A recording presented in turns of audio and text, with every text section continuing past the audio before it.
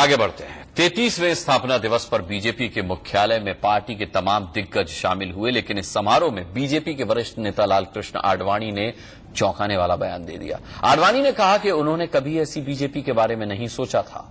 अब आडवाणी पार्टी से निराश क्यों हैं, इसके बारे में तो उन्होंने सीधे तौर पर नहीं बताया, लेकिन वो अयोध्या को गर्व बताने से नहीं चूके। मेरी कल्पना भारतीय जनता पार्टी की या भारतीय जनसंघ की जो रही उसके साथ मेल नहीं खाती।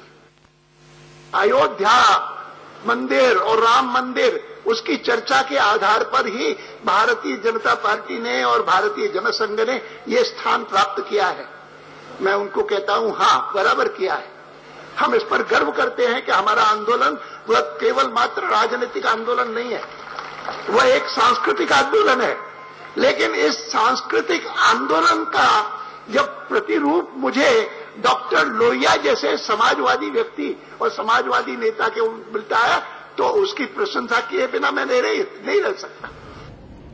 आडवाणी को पीएम पद की रेस में बताने वाले दिल्ली बीजेपी के अध्यक्ष विजय गोयल अपने बयान से पलट गए हैं। विजय गोयल पार्टी के स्थापना समारोह के मौके पर उन्होंने कहा था कि 2014 में आडवाणी के नेतृत्व में सरकार बनेगी, लेकिन बयान के कुछ ही देर बाद उन्होंने यू टर्न ले लिया। विजय गोयल ने सफाई दी कि उन्होंने सामूहिक नेतृत्व की बात कही थी। आडवाणी जी के नेतृत्व में मैं समझता हूं अगली बार 2014 के अंदर हमारी सरकार बनेगी, किसी और की नहीं बनेगी जाती। हमारे सबसे शीर्ष नेता हैं वे आदरणीय श्री लालकृष्ण जी आडवाणी हैं। तो जाहिर तौर के ऊपर मैंने ये कहा कि 2014 में आडवाणी जी के नेतृत्व, इसका मतलब है सामूहिक नेतृत्व के अंदर हम लोग विजय प्राप्त करेंगे। और क्योंकि आडवाणी जी सबसे सीनियर हैं, तो उनका नाम स्वाभाविक ही है कि उनके मार्गदर्शन में उसके नेतृत्व के अंदर चुनाव होंगे।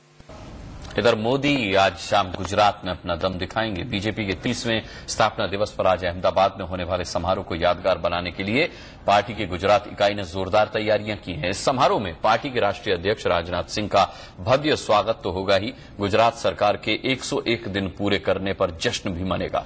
पार्टी की गुजरात इकाई का कहना है कि इस मौके पर 1 लाख कार्यकर्ताओं के यहां आने की उम्मीद है।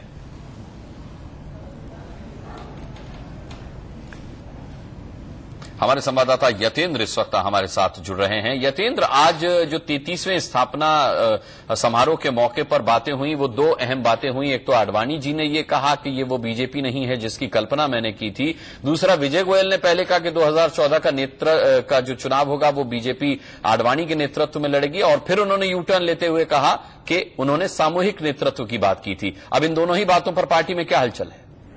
देखिए, एक तरह से देखा जाए तो पार्टी में अभी भी पीएम पद को लेकर भ्रम की स्थिति बनी हुई है। पार्टी के नेता बार बार कहते हैं कि इसको प्रधानमंत्री का दावेदार होना चाहिए या किसी और को होना चाहिए। आज विजय गोयल ने आडवाणी का नाम सीधे तौर पर लिया, लेकिन बाद में जब बवाल उनके बयान पर हुआ तो वो अपने बयान से पलटते हुए दिखाई दिए। लेकिन जब आडवाणी ने अपने भाषण की शुरुआत की तो उन्होंने भी साफ कहा कि वो अभी भी राजनीति में है और वो भी चाहते हैं कि देश, उनका सपना है कि देश एक शक्तिशाली और विकसित देश बने। यानी आडवाणी ने भी बातों बातों में इशारा कर दिया कि वो अभी भी पीएम पद की दौड़ में, और उन्होंने अपने मतभेद भी सार्वजनिक तौर पर आज बोले कि किस कदर वरिष्ठ नेताओं में मतभेद है, क्योंकि उन्होंने साफ कहा कि जिस तरह का सपना उन्होंने पार्टी के लिए देखा था, बीजेपी आज उस तरह की पार्टी नहीं है। यानी कि संकेत भी दिया है कि अगर उनको नजरअंदाज जिस तरह से किया जा रहा है पार्टी में, वो ठीक नहीं है और उसका गलत मैसेज आ रहा है। ये आडवाणी ने सार्वजनिक तौर पर कहा है। तो इसको समझा जा सकता है कि पार्टी में किस तरह भ्रम की स्थिति है, किस तरह वरिष्ठ नेताओं में मतभेद है। जी बिल्कुल। हालांकि आप जिस तरीके से यतेंद्र पार्टी प्रवक्ता से बात कर रहे थे, उन्होंने दोनों ही बातों को नकारा। उन्होंने कहा कि आडवाणी साहब के कहने का न वो मतलब था जो निकाला गया, और न ही विजय गोयल के कहने का वो मतलब था।